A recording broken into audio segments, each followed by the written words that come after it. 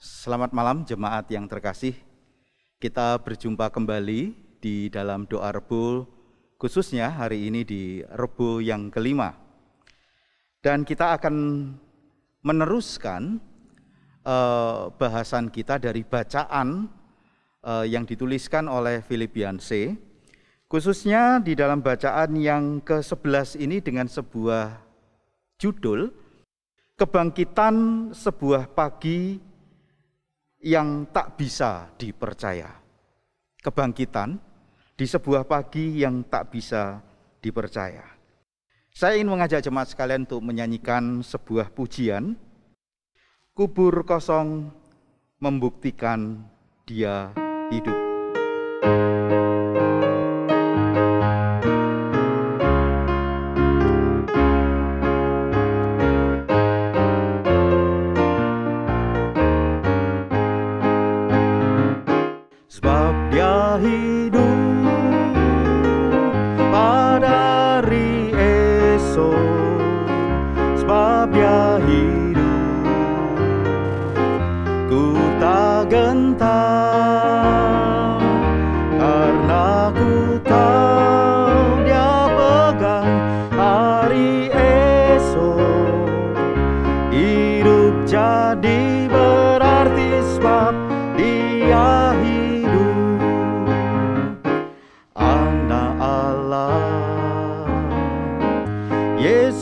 Namanya menyembuhkan,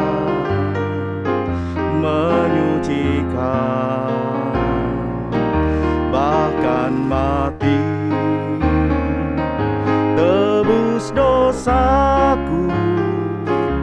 Kubur kosong membuktikan Dia hidup, sebab Dia hidup.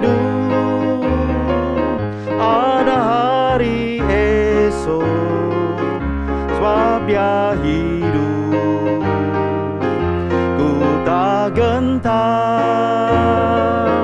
karena ku tahu Dia pegang hari esok. Hidup jadi berarti sebab Dia hidup. Because He lives, I can face tomorrow. Because He lives, all fear is gone. Because I know He holds the future, and life is worth the living just because He lives, and life is worth the living just because He lives. Mari kita masuk dalam doa. Ya Tuhan, malam hari ini kembali kami mau belajar.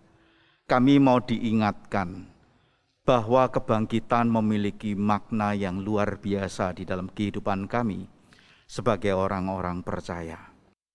Biarlah Tuhan menolong setiap kami dalam jam doa ini, dalam pembelajaran bersama ini, hati kami semakin dimantapkan, sehingga ketika kami menjalani hidup kami sebagai orang percaya, kami tahu persis bahwa iman yang kami taruh dalam Yesus Kristus tidak pernah sia-sia. Tuhan berkati kami, limpahkan hikmat itu kepada kami ketika kami membaca dan merenungkan firman-Mu. Inilah doa permohonan kami, dalam nama Kristus Yesus kami berdoa. Amin. Saya ingin mengalaskan bacaan kita itu terambil dari beberapa bagian firman Tuhan. Tetapi khususnya lebih banyak itu akan kita baca khususnya dari Lukas 24. Di Lukas 24 itu membicarakan tentang kebangkitan Yesus. Dan kita tahu persis itu dicatatkan di Injil-Injil yang lain juga, ada wanita-wanita yang datang ke kubur Yesus dan menemukan kubur itu sudah kosong. Lalu malaikat mengatakan, siapa yang kamu cari? Yesus yang dibaringkan di tempat ini, dan dia sudah bangkit, dia tidak ada di tempat ini. Dan wanita-wanita tersebut menyampaikan kepada murid-murid yang lain. Dan salah satunya yang dicatatkan dalam Lukas 24 itu demikian. Tetapi bagi mereka, perkataan-perkataan itu seakan-akan omong kosong, dan mereka tidak percaya kepada perempuan-perempuan itu. Ketika para perempuan itu menyampaikan Yesus itu sudah bangkit, maka murid yang lain tidak serta-merta percaya. Dan di dalam Lukas 24 masih ada ayat-ayat yang lain yang saya bacakan, misalkan terambil dari ayat 30. Waktu ia duduk makan dengan mereka, ia mengambil roti, mengucap berkat, lalu memecah-mecahkannya dan memberikannya kepada mereka. Ketika itu terbukalah mata mereka dan mereka pun mengenal dia, tetapi ia lenyap dari tengah-tengah mereka. Sebetulnya ini kan dilatar belakangi Yesus yang berjalan bersama-sama dengan dua orang dari Emmaus itu. Lalu di dalam pembicaraan di tengah jalan itu seolah-olah mereka mau menceritakan bahwa Yesus, kamu tidak tahukah tentang berita yang paling menghebohkan pada saat ini? Diceritakan tentang wanita-wanita yang memberitahukan tentang kubur kosong. Sampai pada akhirnya mereka berada di satu ruang yang sama, lalu Yesus memecah-mecahkan roti dan mengucapkan berkat, dan baru teringatlah mereka. Tetapi Yesus tidak ada, sudah menghilang. Masih di Lukas 24, dengan sebuah judul perikop, Yesus menampakkan diri kepada semua murid. Saya ingin bacakan, khususnya di ayat 36, 37, sampai dengan di ayatnya yang ke-43. Demikian. Dan sementara mereka bercakap-cakap tentang hal-hal itu, Yesus tiba-tiba berdiri di tengah-tengah mereka dan berkata kepada mereka, damai sejahtera bagi kamu. Mereka terkejut dan takut dan menyangka bahwa mereka melihat hantu. Akan tetapi ia berkata kepada mereka, mengapa kamu terkejut dan apa sebabnya timbul keraguan-raguan di dalam hatimu? Saya ulangi, timbul keraguan-raguan di dalam hati kamu. Lihatlah tanganku dan kakiku, aku sendirilah ini. Rabalah aku dan lihatlah, karena hantu tidak ada daging dan tulangnya, seperti yang kamu lihat ada padaku. Sambil berkata demikian, ia memperlihatkan tangan dan kakinya kepada mereka. Dan ketika mereka belum percaya, karena girangnya dan masih heran, berkatalah ia kepada mereka, adakah padamu makanan di sini? Lalu mereka memberikan kepadanya sepotong ikan goreng. Ia mengambilnya dan memakannya di depan mata mereka. Seperti yang di awal saya sampaikan, hari ini kita akan melanjutkan bacaan kita dari bukunya Yanse. Judul yang akan kita renungkan adalah kebangkitan. Kebangkitan mungkin buat kita yang hidup sebagai orang percaya di zaman ini, kita terima sebagai sebuah kebenaran iman dan kita meyakini bahwa kebangkitan Yesus itu sungguh terjadi. Tetapi tidak demikian mungkin dengan murid-murid yang langsung berhadapan menyaksikan bagaimana Yesus disalibkan. Bagaimana Yesus kemudian diurus sampai kemudian dimasukkan ke makamnya. Lalu tatkala Yesus bangkit, nampaknya itu bukan sebuah berita yang dengan mudah diterima oleh para murid. Yang dengan gampangnya karena mereka mungkin mengingat apa yang diajarkan oleh Yesus, lalu mereka menerima dengan sorak-sorai. Tetapi nampaknya berita kebangkitan ini menjadi pergumulan tersendiri. Ada beberapa alinea yang saya ingin bacakan dari yang ditulis oleh Yancey. Yang paling tidak itu bisa menjadi salah satu bagian yang kita bisa renungkan, apa sih yang kira-kira perlu untuk kita pahami tentang kebangkitan itu sendiri. Paragraf-paragraf tersebut atau alinea-alinea tersebut kurang lebih demikian. Orang-orang Kristen pertama mempertaruhkan segala sesuatu pada hal kebangkitan itu. Sangat banyak sampai Rasul Paulus menulis dalam surat Korintus. Tetapi andai kata Kristus tidak dibangkitkan, maka sia-sialah pemberitaan kami dan sia-sialah juga kepercayaan kamu. Apakah ini benar-benar terjadi? Peristiwa yang kalau tidak terjadi membuat iman kita itu menjadi sia-sia. Kalau kebangkitan itu memang benar-benar tidak terjadi, maka sia-sialah iman kita. Permasalahannya ada sebuah pertanyaan, bagaimana kita bisa yakin bahwa kebangkitan Yesus itu sungguh terjadi? Saya baca berikutnya. Orang-orang yang tidak mempercayai kebangkitan Yesus cenderung menggambarkan para murid dengan salah satu dari kedua cara ini. Menggambarkan para murid-murid Yesus itu dari dua peristiwa, yang kemungkinan ya tinggal yang satu atau yang kedua begitu. Khususnya dalam hal misalkan mau menyangkali bahwa kebangkitan Yesus itu sesungguhnya tidak pernah terjadi. Ada dua skenario. Skenario yang pertama disebutkan begini. Entah sebagai orang-orang bodoh yang gampang percaya cerita-cerita hantu.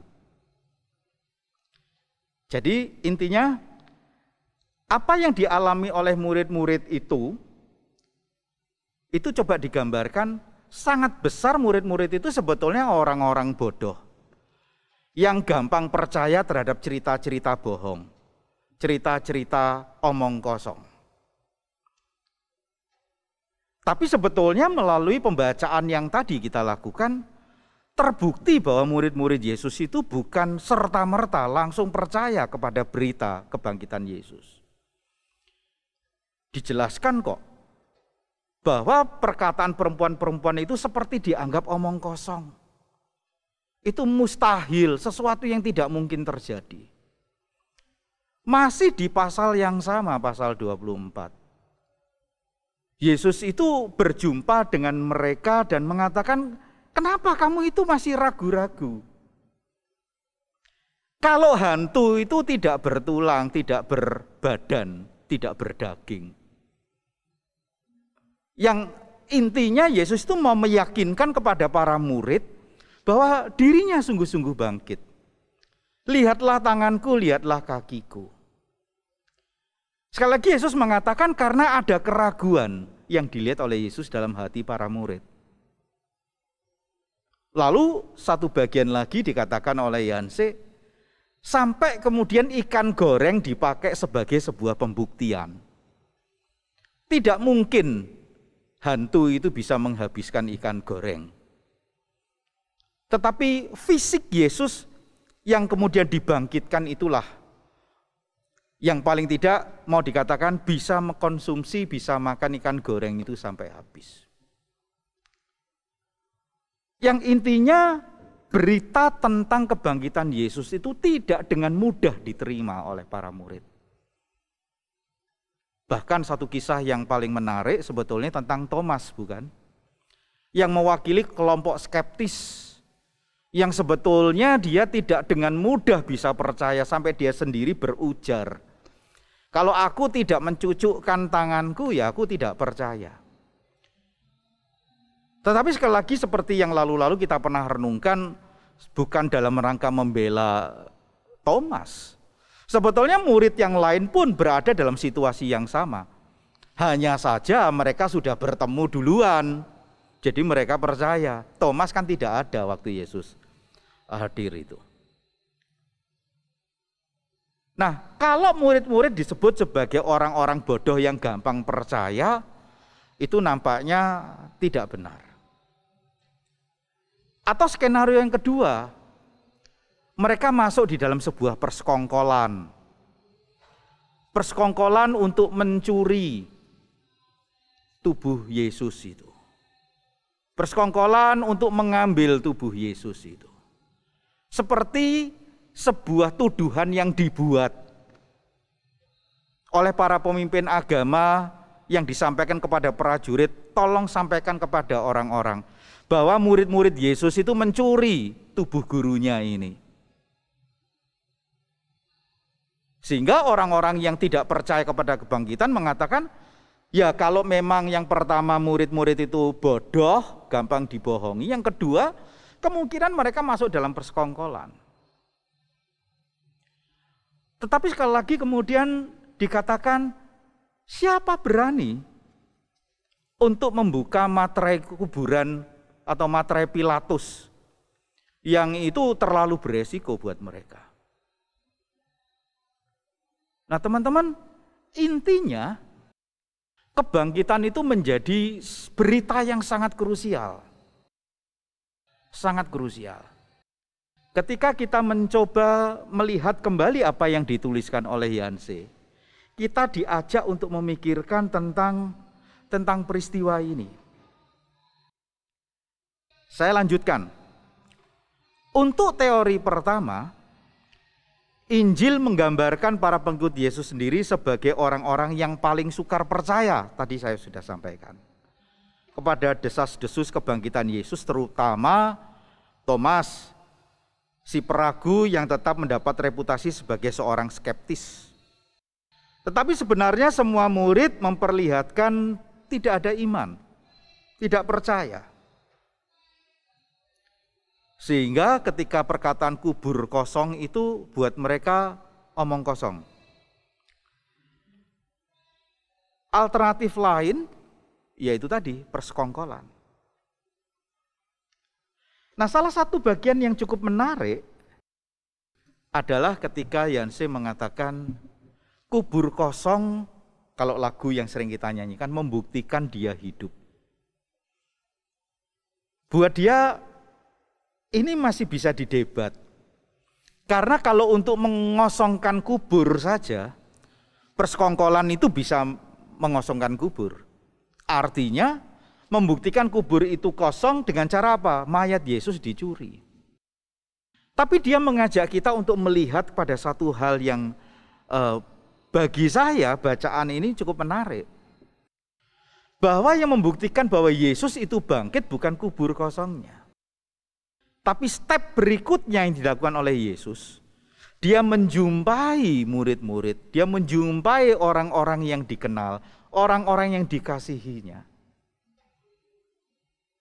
Dia menjumpai seorang wanita yang menangis dan mengatakan bahwa ya dia sudah bangkit.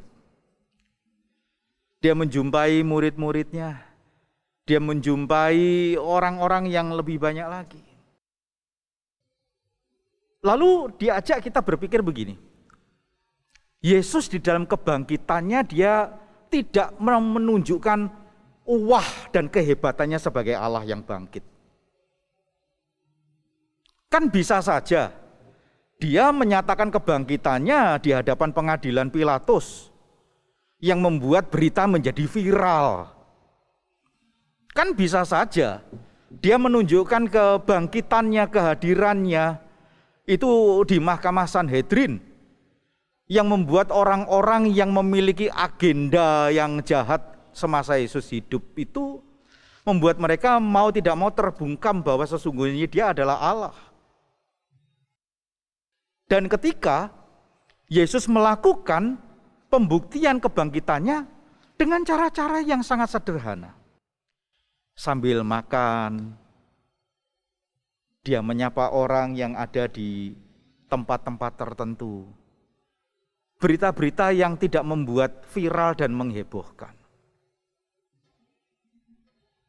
Tetapi, tatkala dia sudah menyampaikan bahwa dia adalah Allah yang bangkit, maka dia menyampaikan pesan kepada murid-muridnya untuk memberitahukan, untuk memberitakan kabar keselamatan itu ke seluruh dunia. Bapak Ibu, ketika kita bicara masalah kebangkitan, tadi di dalam bagian awal saya bacakan apa yang menjadi tulisan Paulus dalam 1 Korintus 15. Perihal kebangkitan. Kebangkitan itu menjadi satu dasar yang penting. Dasar yang membuat seseorang itu percaya dan disebut sebagai orang percaya itu ada di dalam kematian dan kebangkitan Kristus. Di awal dari tulisan Yancey ini, dia kembali mengutip perkataan seseorang, yaitu John Irving, yang dikatakan demikian, "Saya menemukan minggu sengsara terasa meletihkan. Tidak peduli berapa kali saya melewati masa penyalipannya. Ketakutan saya tentang kebangkitannya tidak pernah lenyap. Saya ketakutan bahwa tahun ini itu tidak akan terjadi. Bahwa tahun nanti juga tidak. Siapa saja bisa merasa sentimental tentang kelahirannya. Semua orang bodoh bisa merasa sebagai orang Kristen pada saat Natal. Tapi Paskah adalah peristiwa utama. Kalau Anda tidak percaya kebangkitan, Anda bukan orang percaya." Saudara, bagi saya perkataan John Irving ini cespleng, saudara. Untuk menyatakan betapa vital, betapa krusialnya kebangkitan di dalam iman Kristen. Kalau cuma Natal, dia mengatakan orang bodoh juga bisa merasakan suasana Natal. Bisa sentimental terhadap suasana kelahirannya. Allah yang mulia kemudian menjadi manusia di kandang domba itu. Tetapi kalau orang tidak percaya kebangkitan Kristus, maka dikatakan kamu bukan orang percaya. Dan saya yakin apa yang dikatakan oleh John Irving ini sesungguhnya sangat sinkron dengan apa yang dituliskan oleh Paulus. Kalau Yesus tidak bangkit, sia-sialah iman kita itu sia-sia. Kalau Kristus itu tidak bangkit, maka sia-sia pemberitaan kita. Hal yang luar biasa, kita yang hidup di zaman sekarang ini bisa mempercayai bahwa Kristus sudah bangkit. Dan saya rasa itu melebihi, melewati dari sesuatu, yaitu sekedar sebuah pengajaran, dan kita menerima pengajaran itu sebagai sebuah kebenaran. Tapi menerima dengan iman bahwa kebangkitan itu sungguh terjadi. Saudara-saudara, tidak lain tidak bukan ini merupakan bagian karya Tuhan yang sungguh luar biasa. Yang intinya Bapak Ibu, saya kembali mau mengajak Bapak Ibu untuk melihat bagaimana Philip Yancey mengungkapkan hal kebangkitan dari perspektif dirinya sebagai seorang penulis yang saya sangat yakin memiliki latar belakang pemahaman teologis yang sangat memadai. Hal-hal yang menarik, hal-hal yang bisa menambahkan pemahaman iman kita, hal-hal yang bisa membuat kita semakin diteguhkan bahwa sekarang kita sedang berjalan sebagai orang percaya yang tidak pernah sia-sia iman percaya kita. Dan saya rindu Bapak Ibu kembali diberkati melalui bacaan ini. Mengapa? Memang itu bukan sebuah peristiwa yang mudah untuk bisa diterima, sehingga diberikan sebuah judul, itu pagi yang cukup membingungkan. Pagi yang cukup membuat kita itu mengalami pergumulan. Murid-murid yang pertama mengalami pergumulan itu, tapi mereka akhirnya percaya bahwa Yesus adalah Yesus yang bangkit. Saya rindu Bapak Ibu diberkati, dan kembali silahkan membaca bacaan yang sudah dibagikan kepada Bapak Ibu melalui PDF yang dibagikan melalui WhatsApp gereja. Tuhan Yesus memberkati Bapak Ibu. Mari kita masuk dalam doa. Ya Tuhan, ketika kami bersama-sama masuk di dalam jam-jam doa ini, kami boleh menyebut diri sebagai orang-orang percaya. Yang iman percaya kami bukan sekedar kami percaya kepada eksistensimu, bahwa Engkau adalah Allah yang ada. Tetapi kami percaya kepada karyamu. Engkau Allah yang dilahirkan, Allah yang mati, Allah yang bangkit. Allah yang menyediakan kehidupan kekal bagi setiap kami orang-orang yang percaya. Dan ketika kami yang hidup di abad 21 ini ya Tuhan, tetap mempercayai bahwa Engkau adalah Allah yang hidup, Allah yang bangkit itu bukan semata-mata kemampuan akal budi kami, kemampuan cara berpikir kami, dan kami mau menerima sebagai sebuah kebenaran. Tetapi semata-mata itu adalah karya Roh Kudus yang sudah memantapkan, meyakinkan iman percaya kami. Dan kami pun sedang menjalani kehidupan iman yang tidak pernah sia-sia. Dan kelak kami akan bersama-sama dengan Engkau ya Tuhan. Kami dibangkitkan dan kami tinggal bersama-sama dengan Tuhan. Terima kasih ya Tuhan untuk jam doa pada malam hari ini, dan kembali kami memintakan Tuhan boleh menyertai, memimpin, menjagai, dan melimpahkan berkat-Mu kepada setiap kami. Bapak Ibu, terimalah berkat Tuhan. Kiranya damai sejahtera dari Allah Bapa yang senantiasa memelihara dan tidak pernah meninggalkan perbuatan tangannya, kasih karunia di dalam Yesus Kristus, Allah yang bangkit, pertolongan hikmat yang melimpah oleh Roh Kudus di dalam kehidupan kita sekarang dan selama-lamanya. Amin. Nanti kita akan masuk di dalam jam-jam doa bersama melalui pokok-pokok doa yang akan dibagikan kepada Bapak Ibu melalui tayangan ini. Terima kasih, Tuhan Yesus memberkati, dan selamat malam.